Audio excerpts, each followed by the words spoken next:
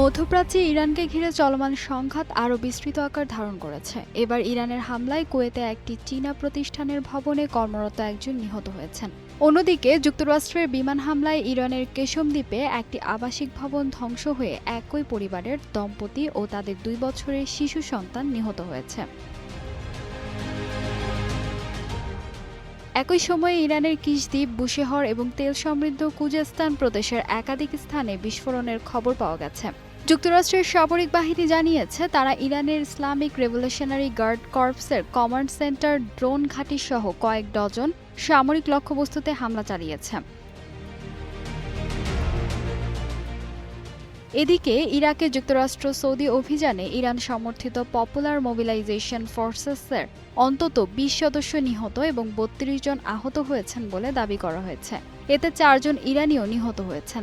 Iraq সরকার এ হামলাকে দেশের সার্বভৌমত্বের লঙ্ঘন বলে নিন্দা জানিয়েছে। অন্যদিকে গাজায় যুক্তরাষ্ট্রের মধ্যস্থতায় হওয়া যুদ্ধবিরতি কার্যকর থাকলেও ইসরায়েলি হামলা অব্যাহত রয়েছে। সর্বশেষ হামলায় অন্তত 3 ফিলিস্তিনি নিহত এবং আরও 1 ডজনের বেশি মানুষ আহত হয়েছেন।